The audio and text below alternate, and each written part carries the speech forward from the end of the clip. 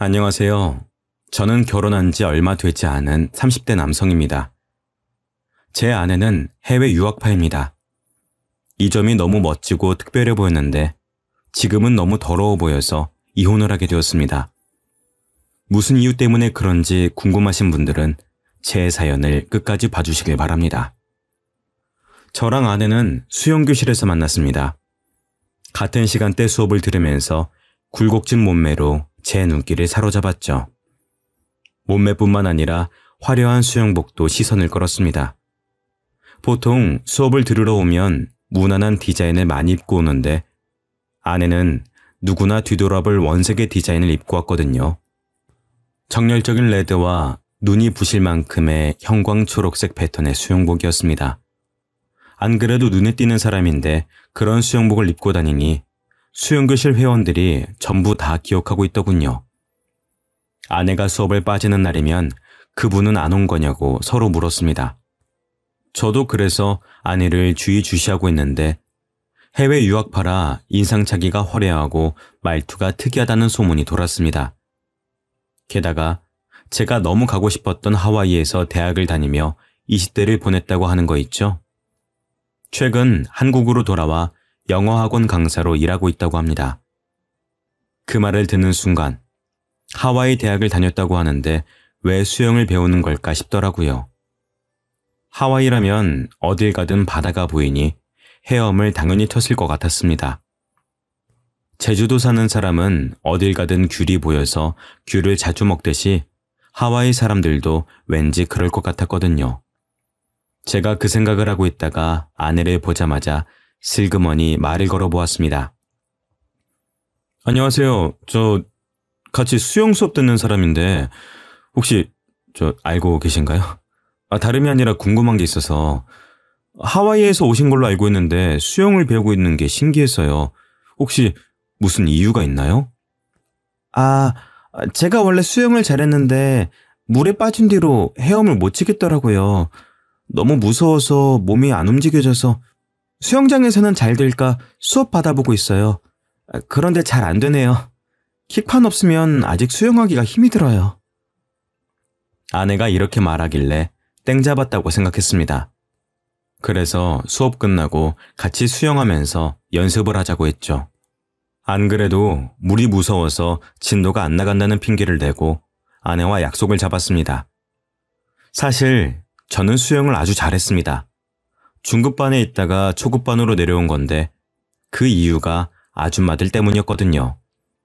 텃세가 어찌나 심한지 절 구석으로 내모는 것도 모자라 틈만 나면 모여서 제 뒷담을 하였습니다.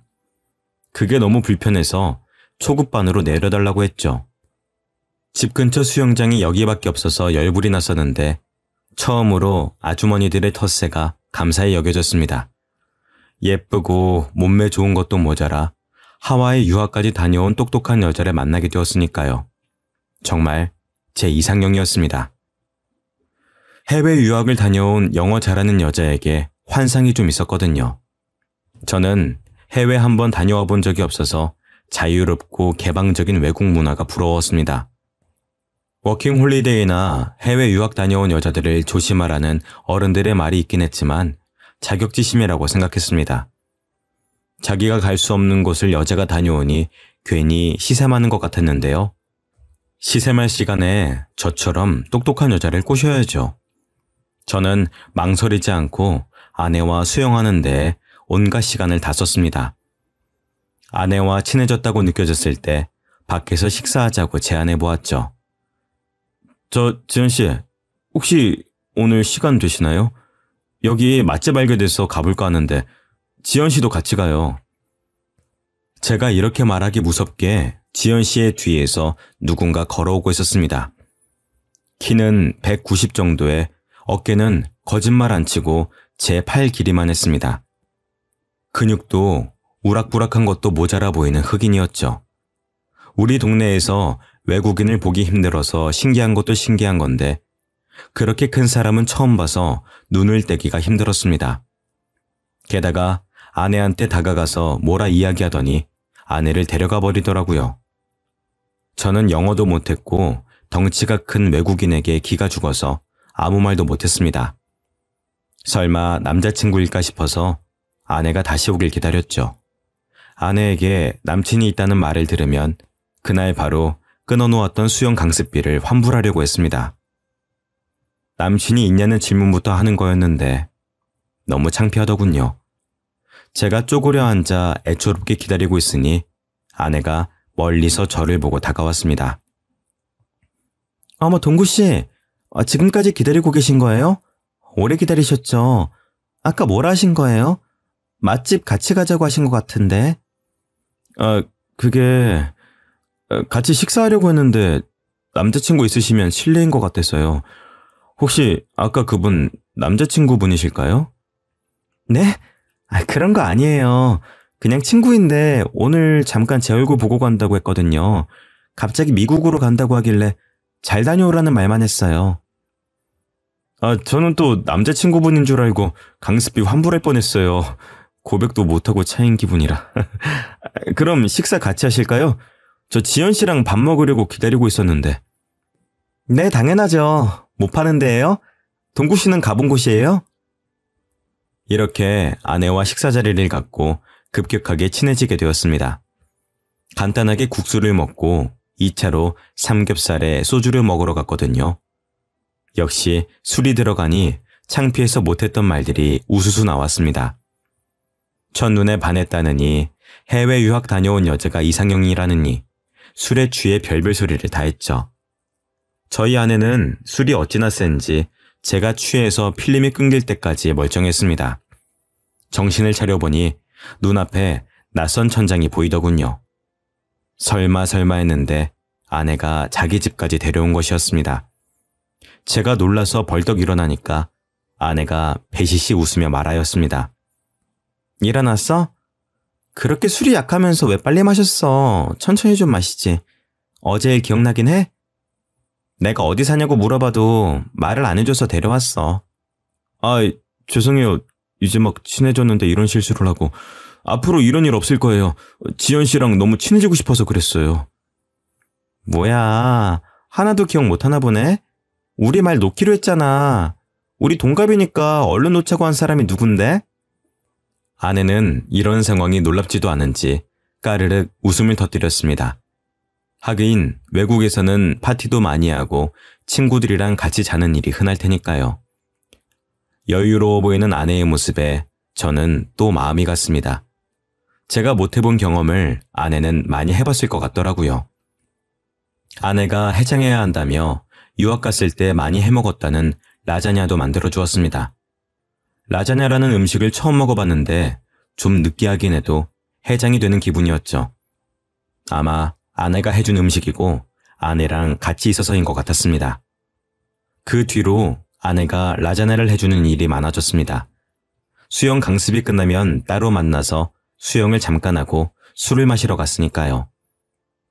그리고 자연스럽게 아내 집으로 가서 데이트를 하다 보니 정식으로 만나자는 말 없이 사이가 깊어지게 되었습니다. 이렇게 교제한 적은 처음이라 생소했지만 아내가 다른 문화권에서 지내다가 온 사람이니 그런 거라고 생각했죠. 1년 정도 교제하고 나니 아내에 대한 마음이 깊어져서 결혼 이야기를 꺼내고 싶어졌습니다. 아내도 결혼 생각이 아예 없는 건 아닌 것 같더라고요.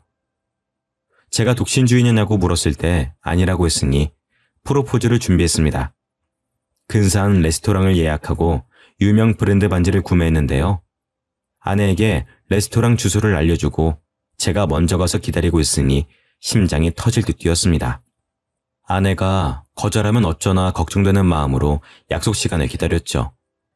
그런데 아내는 제가 보낸 레스토랑을 확인하지 않았는지 평소처럼 편안한 옷차림이었습니다. 다른 손님들은 다 캐주얼한 정장을 입고 있는데 아내만 티셔츠에 청바지를 입고 있더라고요. 정말 서운했지만 정장을 차려입은 저를 본 아내의 반응이 더 실망스러웠습니다. 당신 뭐야? 진짜 웃기다. 나 만나고 어디 가는 거야? 어디 가는 게 아니라 당신 만나려고 이렇게 차려입은 거잖아. 왜? 설마 프로포즈라도 하려고? 여러분도 그때 아내 표정을 보셨어야 합니다. 농담이라도 하는 것처럼 푹 하고 웃음을 터뜨리더니 제 표정이 굳으니까 갑자기 미안해 하더라고요.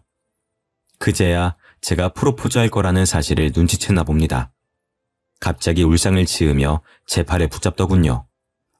아니, 말을 하지 그랬어. 난 그것도 모르고 이렇게 왔네. 우리가 진짜 결혼을 약속하고 만난 사이도 아니고 내가 말 안 하면 어떻게 알아. 결혼을 약속하고 만난 사이가 아니라니?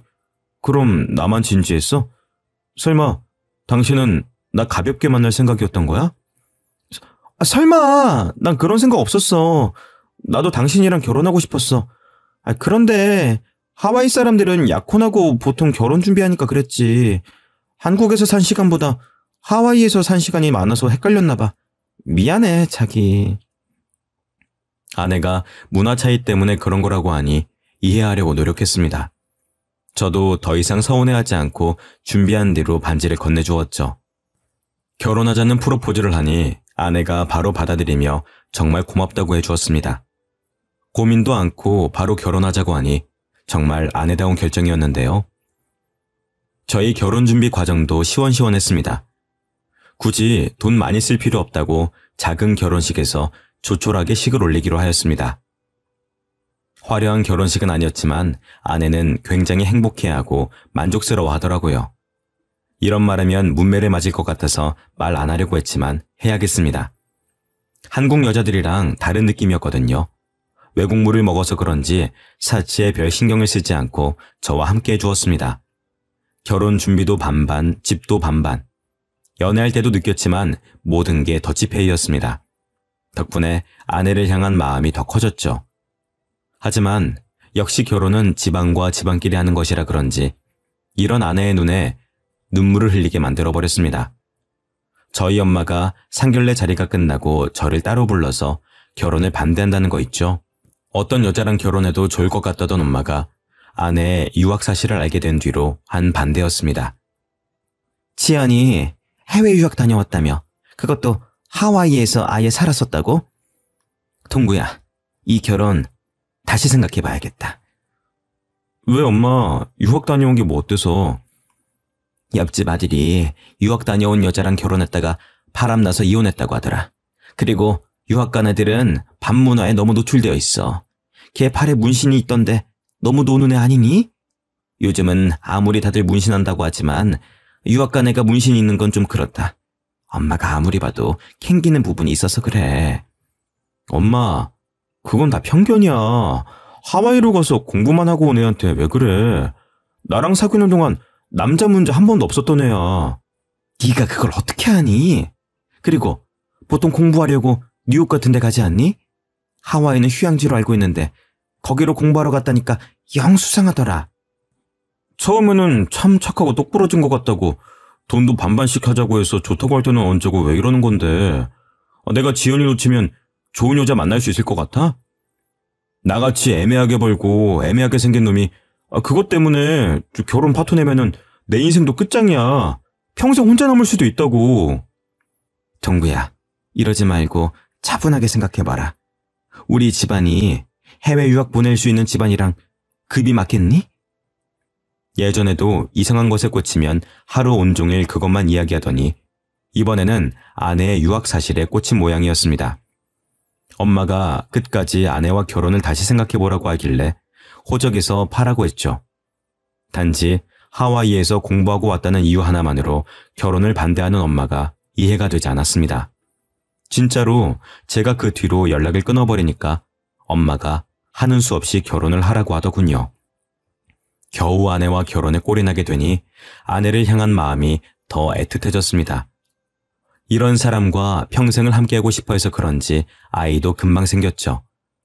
신혼여행 때 딸아이가 생겨서 이름도 아내 이름과 비슷한 지유라고 지었습니다. 하지만 지유가 생기면서 큰 문제가 생겼습니다. 아내도 모 영어학원에서 강사로 일을 하다가 그만둘 만큼 배가 불러오고 있었거든요. 저는 또 회사를 다니고 있었고 지방 출장이 잦은 영업직이라 아내를 봐줄 사람이 필요했습니다. 이 무렵부터 장모님이 저희 집에 와주셔서 집안일을 도와주셨는데요. 친정과 저희 집이 가까워서 왔다 갔다 하겠다고 하시던데 아내의 몸이 점점 더 무거워지면서 아예 자고 가시는 일이 잦아졌습니다. 어쩌다 보니 장모님과 반동거를 하게 된 것이죠. 장모님이 처음에는 안 그러시더니 제가 편해지셨는지 잔소리가 많아지셨습니다. 제가 퇴근하고 방 안에 누워있는데 무턱대고 문을 열고 들어오시더라고요. 장서방, 도대체 언제까지 누워만 있으려고 그래? 퇴근하고 돌아왔으면 집안일 좀 하고 그래야지. 내가 언제까지 다 해줘야 하는지 모르겠다. 우리 딸애도 그래. 몸 무겁다고 집안일 할 생각이 전혀 없어 보여.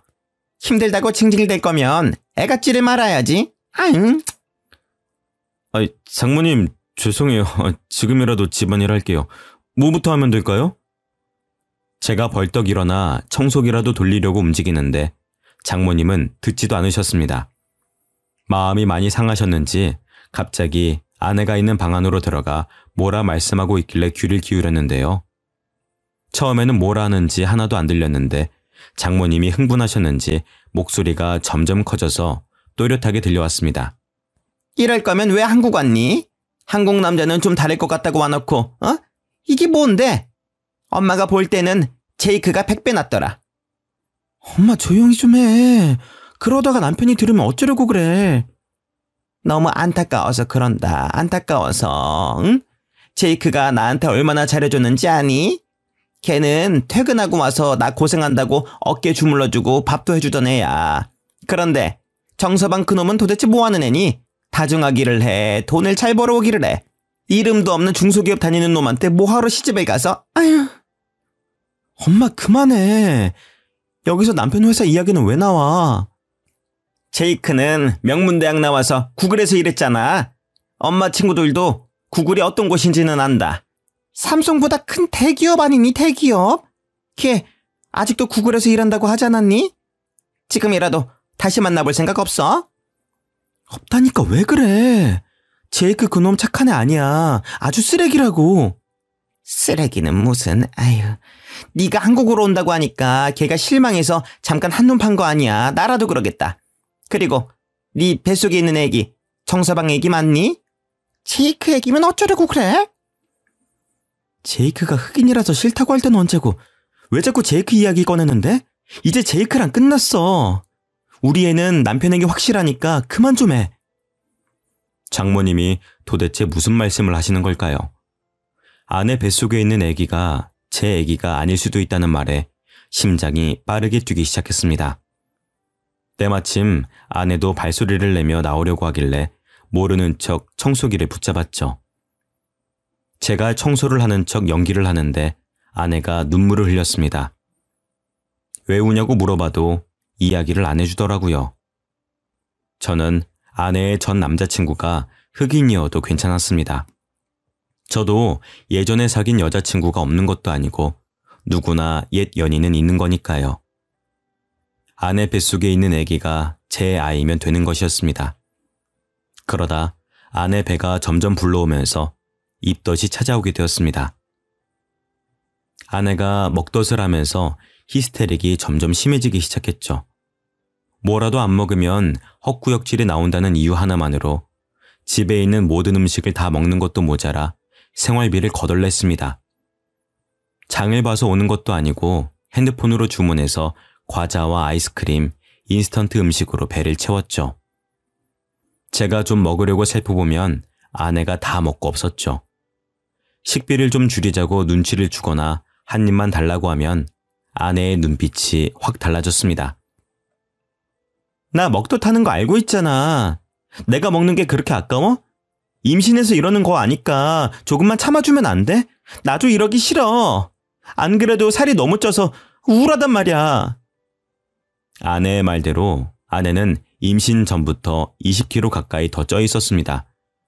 탄탄하고 멋진 몸매가 점점 커지고 둥글둥글해지다 못해 굴러갈 것 같더군요. 제가 조금이라도 먹지를 못하게 하거나 먹는 걸로 잔소리하면 소리를 지르기 일쑤였습니다. 그만 좀 해. 우리 지유가 듣는다고. 우리 지유가 배고프다는데 자꾸 그럴래? 나 이거 안 먹으면 토할 것 같다고. 그렇게 내가 보기 싫어? 옛날보다 더 뚱뚱해져서 꼴 보기 싫은 거지, 응? 아니야, 여보. 나는 당신 건강 망가질까 봐 그러지. 내가 책에서 봤는데 임신 중에 체중이 너무 늘면 아기는 물론 산모한테도 안 좋대. 그러니까 우리 건강한 음식만 먹으면서 지우 나오길 기다리자, 응? 싫어. 지우가 피자 먹고 싶대. 샐러드 같은 거 너무 먹기 싫대. 아내가 날이 갈수록 먹을 거에 예민해지더라고요. 조금만 식단 조절을 하려고 하면 신경질을 부렸습니다. 물론 저도 먹덧을 하면 자꾸만 헛구역질이 나오고 속이 더부룩한 건 알고 있었습니다. 하지만 아내는 먹덧을 넘어서서 먹을 것에 너무나도 집착하게 되었습니다. 하루는 장모님, 저, 아내, 셋이서 치킨을 먹는 날이 있었는데요. 평소처럼 장모님과 아내에게 다리 하나씩을 나누어주고 닭가슴살을 먹는데 웬일로 오늘은 닭다리가 하나 더 있더군요. 그래서 제가 집어먹었습니다. 그런데 아내가 그 모습을 보고 눈을 부라리며 어떻게 그럴 수 있냐고 하는 거 있죠? 원래 닭다리는 내 거잖아. 엄마한테 하나 양보하라고 해서 내가 양보도 해줬는데 어떻게 자기가 홀라당 먹어버릴 수 있어? 당신은 양심도 없어? 나는 홀몸이 아니잖아. 당연히 당신이 양보해줘야 하는 거 아니야? 아니, 당신 지금 닭다리 다 먹지도 않았잖아.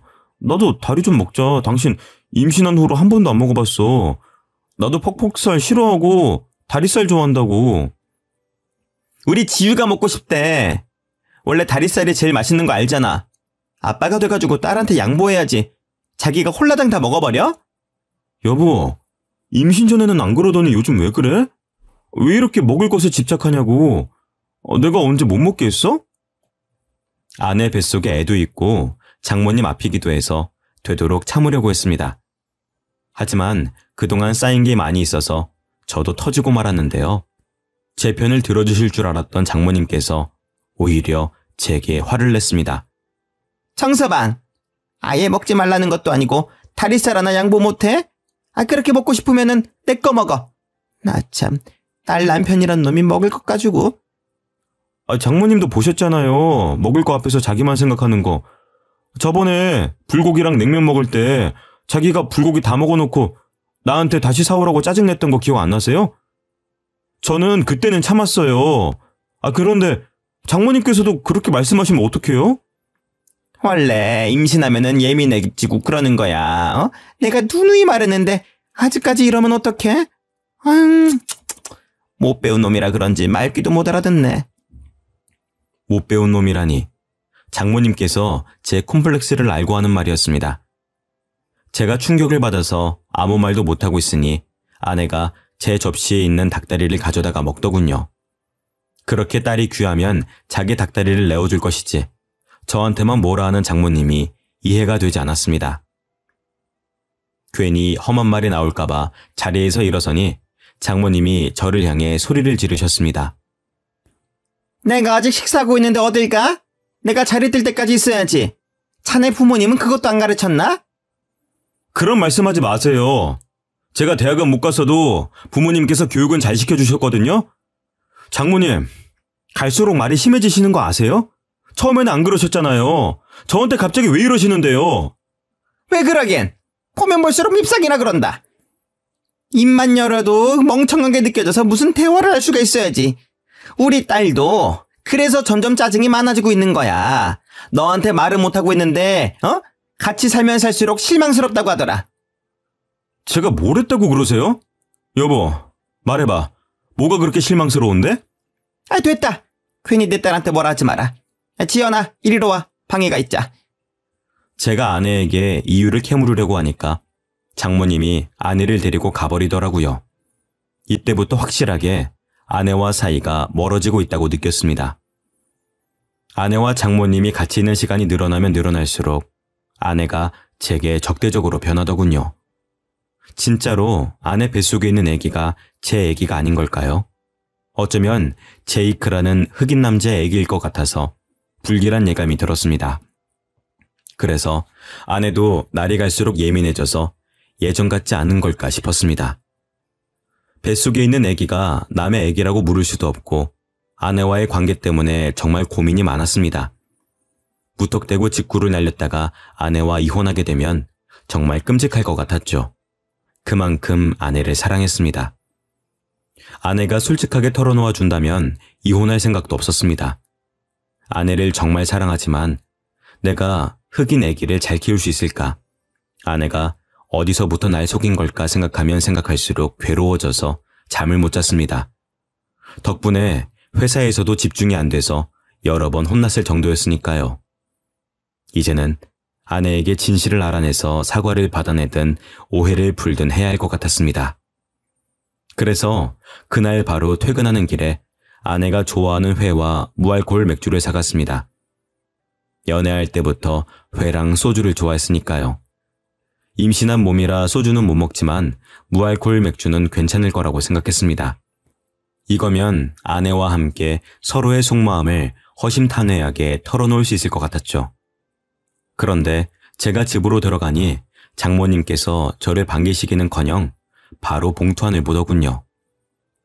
회와 맥주를 사간 봉투를 보자마자 장모님이 저를 노려보셨습니다. 정서방, 이게 뭐야? 응? 설마 혼자 먹으려고 사온 거야? 우리 딸이 먹고 싶어도 못 먹고 있는데 이걸 사오면 어떡해? 혼자 먹으려고 사온 게 아니고 지연이랑 같이 먹으려고 사왔어요. 이거 진짜 술 아니고 가짜 술이에요. 무알코올이라 임산부도 먹을 수 있대요. 세상에, 그런 술이 어딨어? 알코올 조금이라도 들어가면 임산부 큰일 나는 거 몰라? 남편이라는 작자가 이렇게 생각이 없으니까 우리 지연이 몸이 아프지? 지연이 몸이 아파요? 어디가 아픈데요?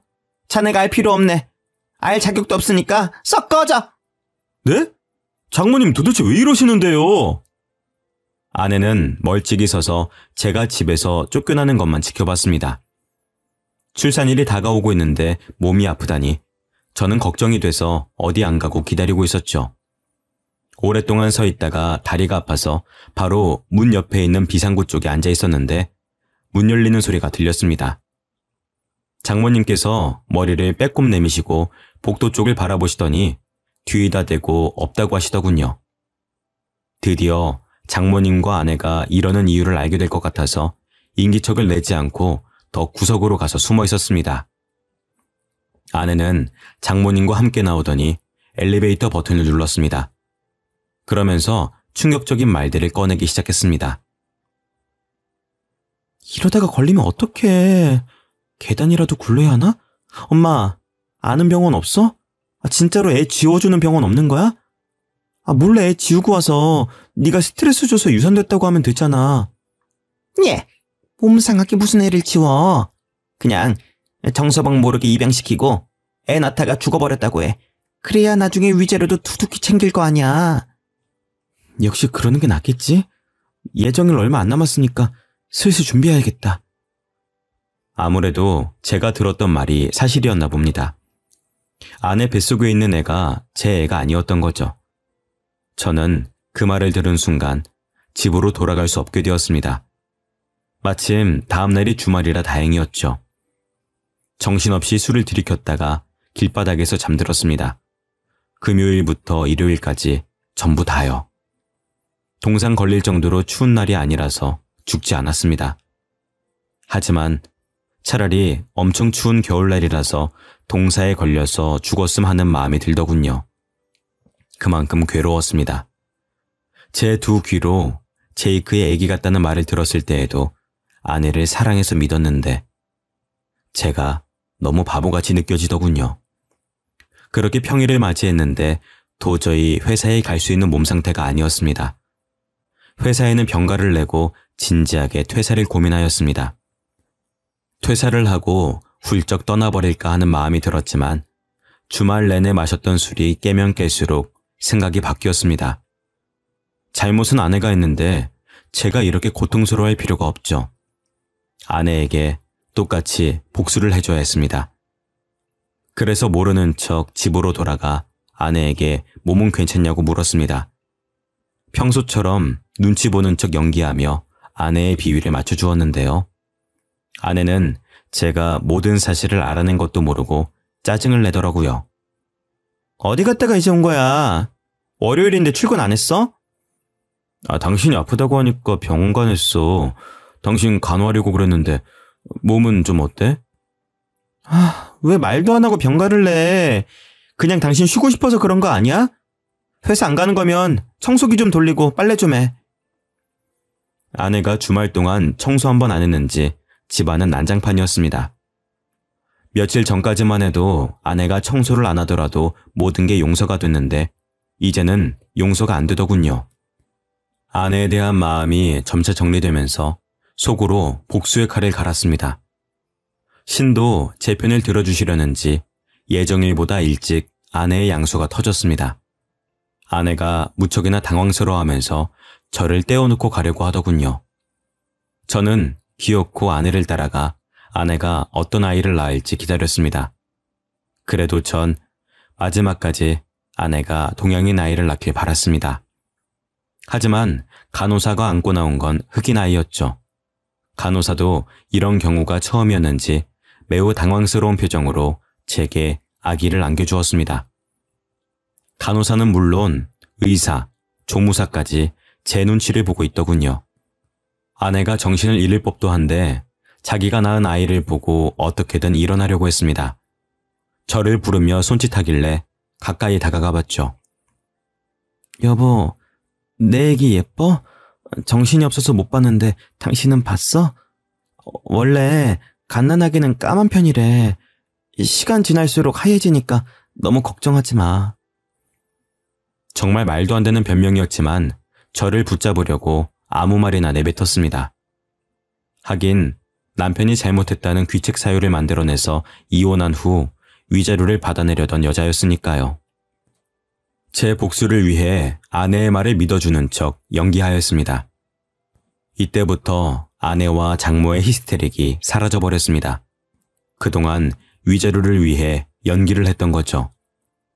그 대신 아내와 장모가 저 몰래 모여서 귓속말을 하는 것을 들었습니다.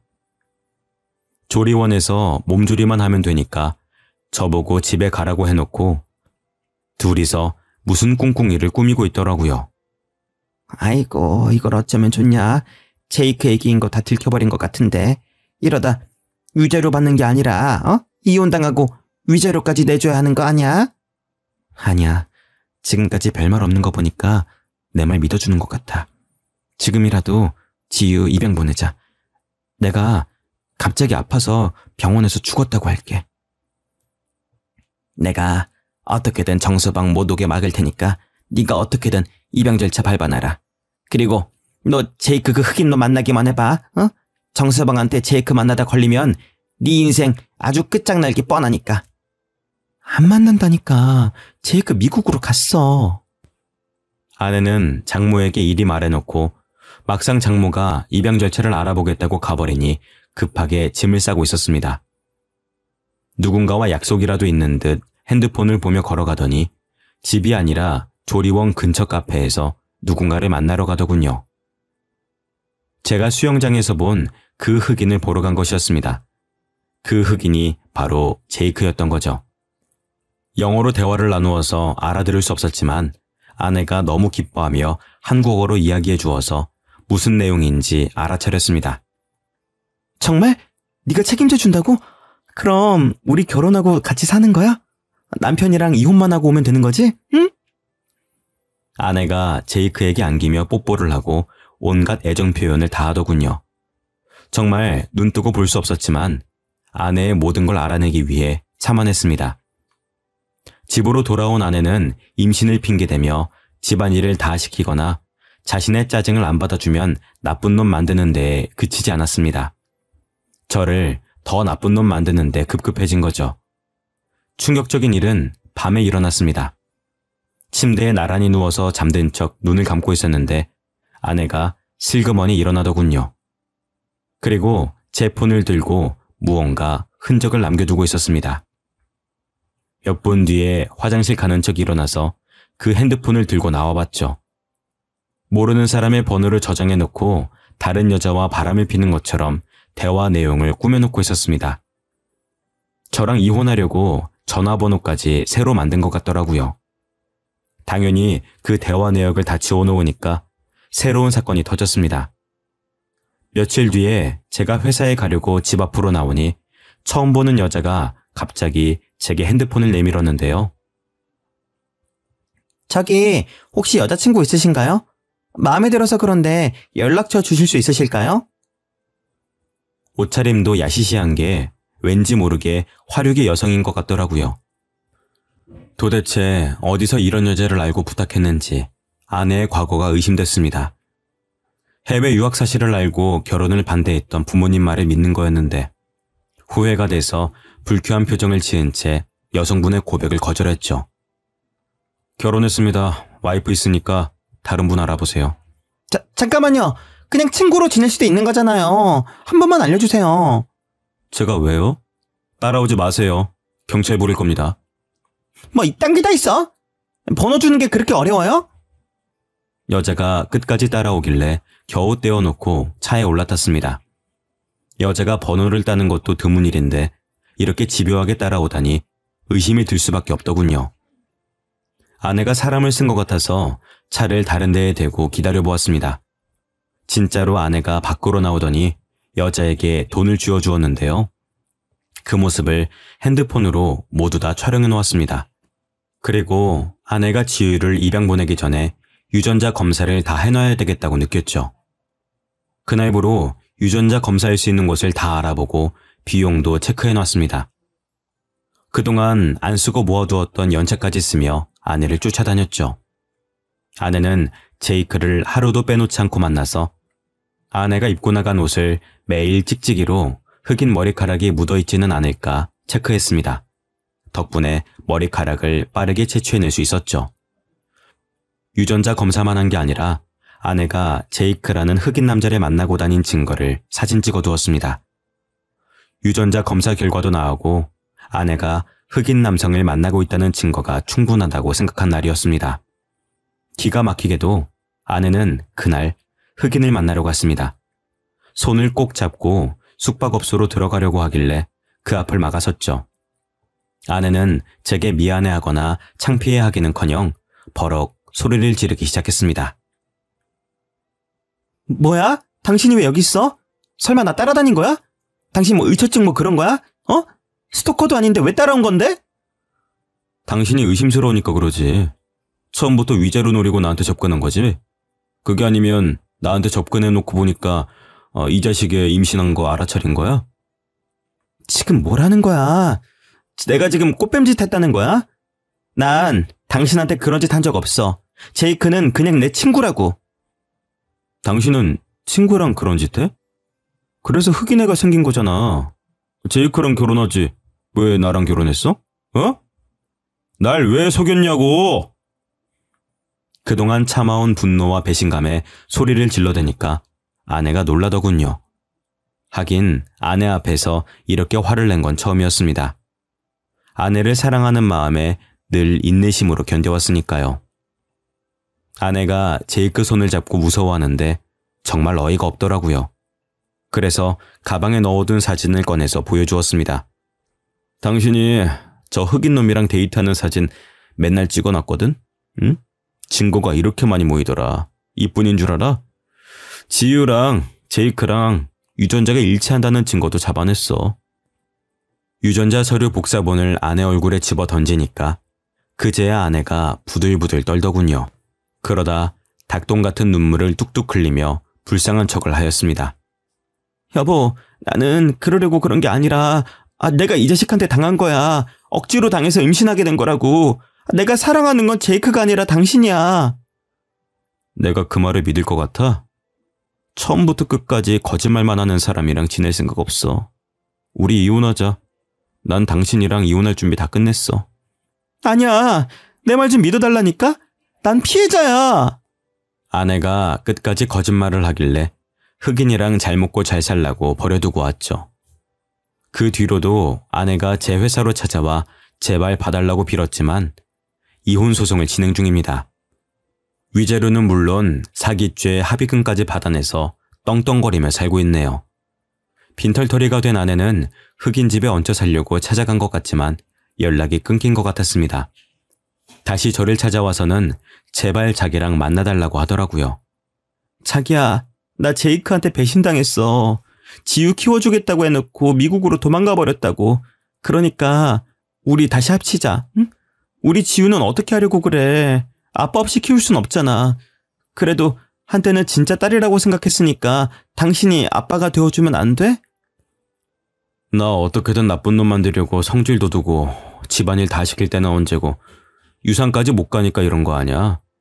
너랑 장모가 하는 이야기 다 들었어. 그때 녹음이라도 하는 거였는데 말이야. 괜히 너 같은 걸 믿어가지고. 네 계획대로 유산이 되거나 몰래 애 입양시키는 일이 성사됐으면 어땠을까? 나는 평생 죄인으로 살았겠지. 안 그래? 내가 설마 그러겠어? 너무 답답한 마음에 그랬던 거야. 여보, 제발 내 말 좀 믿어줘. 아내가 이번에는 바짓가랑이를 붙잡고 엉엉 울길래 힘껏 차버렸습니다. 와이프가 아스팔트 바닥에 넘어져서 우는데도 하나도 불쌍해 보이지 않더군요.